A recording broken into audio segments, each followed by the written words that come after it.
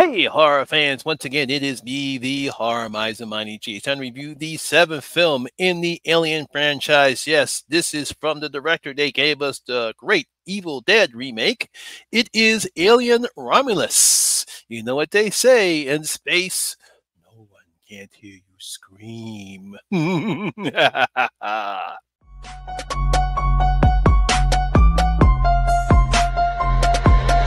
ready for this?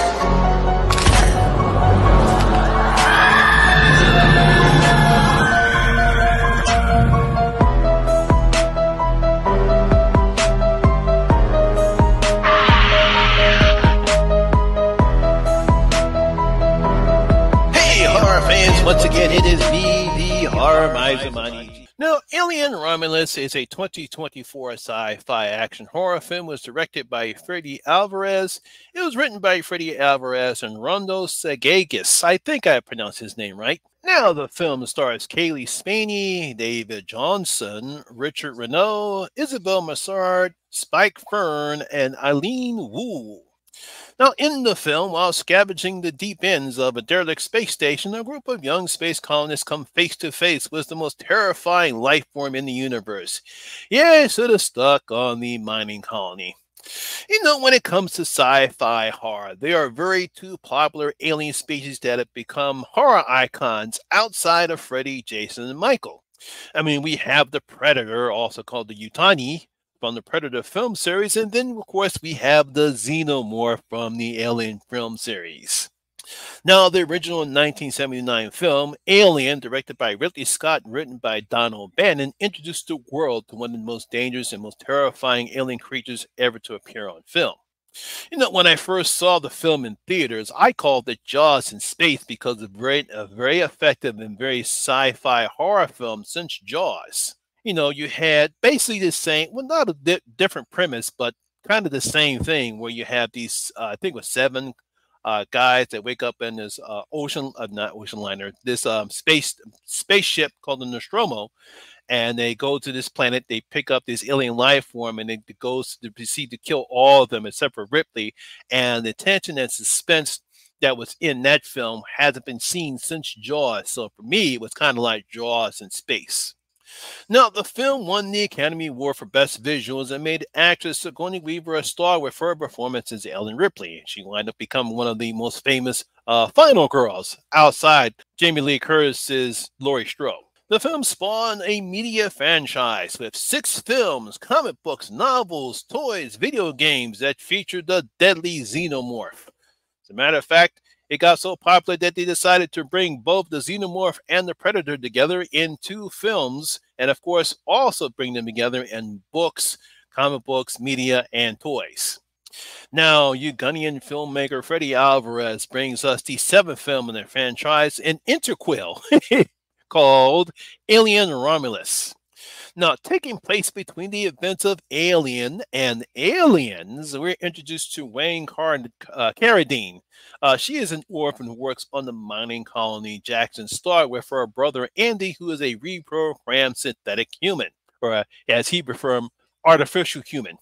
Now, when she is unable to get permission to leave the colony, she agrees to join her ex-boyfriend Tyler along with his sister Kay, his cousin Warren, and his girlfriend Navarra on a salvage mission to a space station.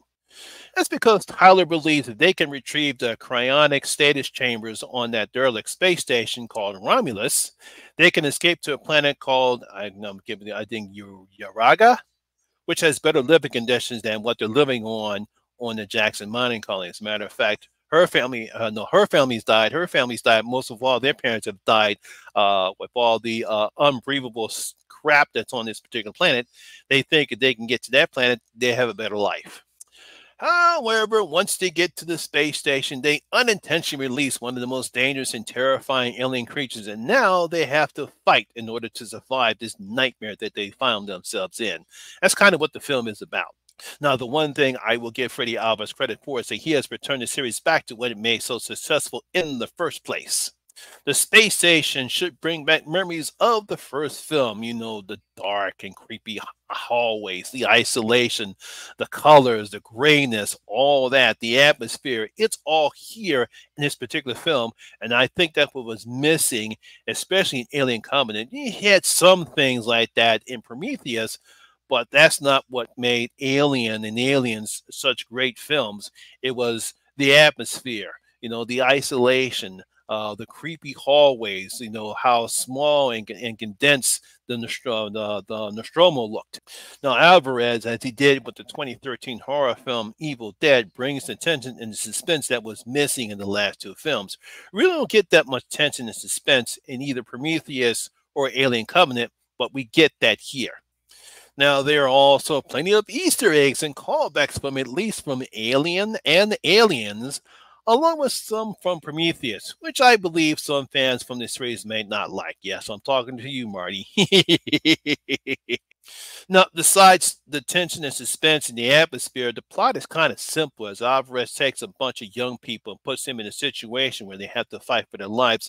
It's something that we've seen before in plenty of other horror movies, so there's really nothing new or inventive here, just a very simple story.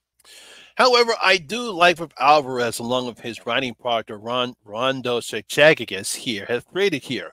Like Rain and her relationship with Andy, her synthetic brother. It's something very different that we haven't seen before in this franchise before. I mean, we obviously know the first Alien film, what that synthetic him, even though it did, and know we did like Bishop and Alien, and of course, Alien 3. But then again, when we have Prometheus with David, and then of course we have Michael and David in Covenant, it makes up for that unusual relationship that we saw in those two films. But it's a very different relationship here. I really like that aspect that they created here. Speaking of Rain, I do like Haley Sweeney's performance, as she comes off as a very person who's caring, she's resourceful, she doesn't make dumb decisions, and of course, at times, she can be a badass. Now, I'm sure some people will see some elements of Ripley and Rain, but the film tries its best to make Rain her own badass. They don't do anything similar to what Ellen Ripley's done in the particular film, but Rain has her moments in the film, so I really like that aspect of the character. Now, I really do like British actor David Johnson's performance as Andy, the first synthetic human in the series that actually shows fear. He really cares about Rain's well-being, and of course, some of the terrible jokes that he says in the film. We know that they're terrible, but we do get some laughs. He and Kelly have great chemistry together in the film, especially when Andy's behavior changed during the second act of the film. There's reason why that's happening, but I'm not going to spoil that here. Now, the other actors are fine, but we all know they're just fodder for the xenomorphs. But, they do a good enough job in the roles, enough for the audience to care on what happens to them in the film. There's a particular character, I think it's Isabel Massard that plays Kay. She has a situation that I won't spoil here, but that comes into play. And I thought she did a pretty good job in that particular film. And like I said before, the other guys, the other actors, we know they're just fodder, but they're good enough that we care what happens to them. There are certain things that happen in the film that I believe fans of the series will like, and some will not like, particularly certain lines that are said in the film. I'm not going to reveal what they are, but if you've seen the film, you know what I'm talking about. And I thought one particular line, yeah, it fits the scene. However, we do get that third act, which seems to me that Alvarez and Chagas pulled directly from the fourth film in the series. And I don't know what they were doing because it didn't work then, and it's not going to work now. It didn't work now. It seems to me that they didn't know what to do after the events that took place before that scene happens. They decided to, hey, let's create another situation here, but we don't know what to create. So, of course, they do this. It's like, dude, we saw that in the fourth film. Why are you guys doing it? You're ruining it. No. But, despite that misstep, I actually did enjoy the film. It's a step in the right direction because I believe if this film does well, I'm pretty sure Disney, because they now own the rights to the Alien franchises since it got sold by 20th Century Fox. And this is a step in the right direction after the disappointment that Alien Covenant was. The xenomorphs look great. They're once again terrifying and scaring. There's plenty of tension and suspense in this film. The atmosphere is back. And of course, like I said, we have some good acting between Haley Spaley and Dara Johnson. So I'm going to give Alien Romulus 3 out of my 5 bloody gold coins. Like I said, I really did enjoy the film. It's very good. Like I said, very step in the right direction. Way better than Alien Covenant. I think it's an improvement over Prometheus. I did like Prometheus. Obviously, it's not Alien. It's not Aliens. But I think it's a little bit better than some of the other films, like I would say between Alien 3 and Alien Resurrection. When I rank these particular film, I have a pretty idea where I'm going to put it at. But like I said, for me, I actually did enjoy the film. So there you have it, horror fans and Alien fans. That is my video and review of Aliens Romulus. I hope you did enjoy it. If you did, please give me a thumbs up, like, and share. It really helps out with the YouTube algorithm. Have you seen Alien Romulus? What do you thought about it? Leave your comments and your comment section below and tell me what you thought about the film.